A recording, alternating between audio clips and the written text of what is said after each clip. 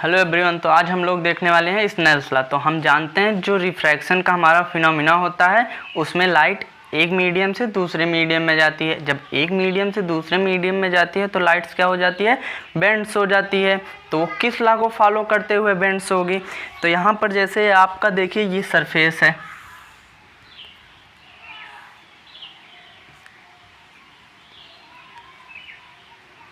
यहाँ पर आपका ऊपर रेयर मीडियम है, नीचे आपका डेंसर मीडियम है।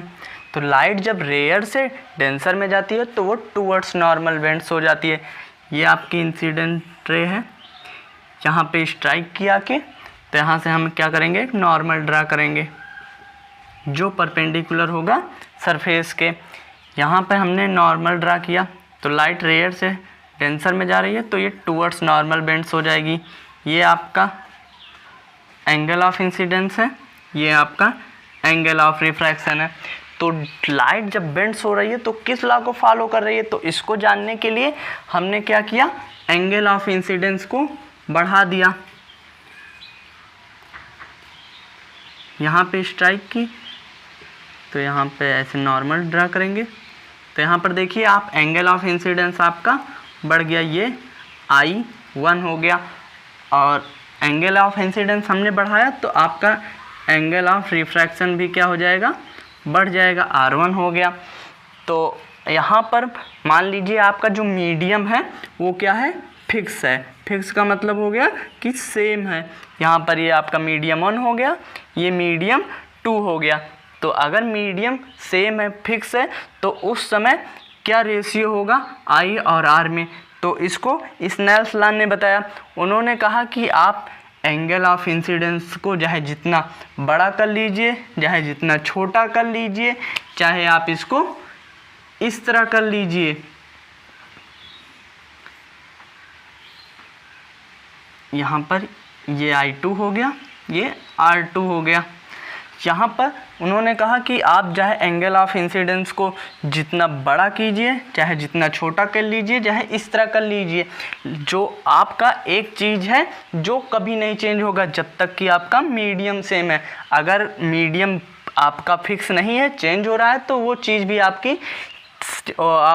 भी आपकी क्या हो जाएगी, बदल जाएगी। यहाँ पर अगर आपका मीडियम फिक्स है तो एक चीज़ ऐसी रहेगी जो कभी नहीं बदलेगी। वो चीज़ है आपका the ratio of the sine of angle of incidence to the sine of angle of refraction is remains constant until the medium same. ये क्या हो जाएंगे, हमेशा कांस्टेंट रहेंगे जब तक कि आपका मीडियम सेम है। तो यहाँ पर अंटिल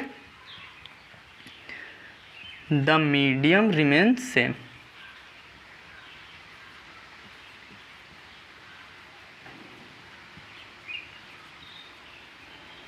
तो यहाँ पर स्नेल्स ने यही बताया था कि जो रेशियो होगा sine of angle of incidence और sine of angle of refraction का, वो कांस्टेंट होगा जब तक कि आपका मीडियम सेम है। तो यहाँ से स्नेल्स ने हमें कहा था कि the ratio of the sine of the angle of incidence to the sine of the angle of refraction remains constant until medium remains same. जब तक आपका मीडियम सेम है तो ये जो रेशियो होगा आपका कांस्टेंट होगा। यहाँ से आपका हो जाएगा sine I upon sine R first case के लिए इक्वल होगा ये sign I1 upon sine R1, ये इक्वल हो जाएगा sine I2 upon sine R2 equal constant. जब तक आपका मीडियम सेम होगा तब तक ये चीज़ आपकी कांस्टेंट रहेगी। यहाँ पर जैसे मान लीजिए आपका एंगल ऑफ इंसिडेंस 20 है तो एंगल ऑफ रिफ्रैक्शन 10 हो गया।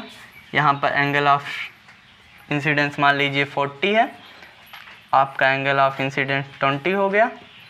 तो यहाँ पर जो sine 20 upon sine 10 equal sine 40 upon sine 20, ये क्या होंगे, आपस में बराबर होंगे। यहाँ पर मैं कैलकुलेशन नहीं कर रहा, मैं आपको सिर्फ बता रहा हूँ कि ये जो होगा ये आपका बराबर होगा। तो ये था स्नेल्स लॉ। इसके कुछ एग्जांपल हम देख लेते हैं। जैसे यहाँ पर हम देखेंगे एग्जांपल इसका स्नेल्स लॉ का। ये देखिए ये आपका क्या है, सरफेस है, ये आपका एयर है, ये आपका यहाँ से वाटर है। तो एयर आपका कैसा मीडियम है, रेयर मीडियम है, वाटर आपका कैसा मीडियम है, डेंसर मीडियम है। यहाँ पर ये इंसिडेंट रे है, ये एंगल ऑफ इंसिडेंस है, ये एंगल ऑफ रिफ्रैक्शन है। फिर उसके बाद यहाँ पर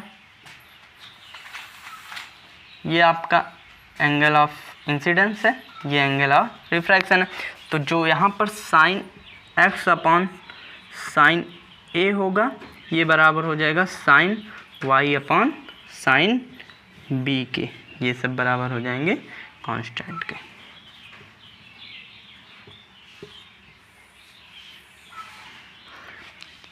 ये था पूरा स्नेल्स लॉ। आई होप आपको ये वीडियो पसंद आई होगी। हम मिलते हैं अपने नेक्स्ट वीडियो में।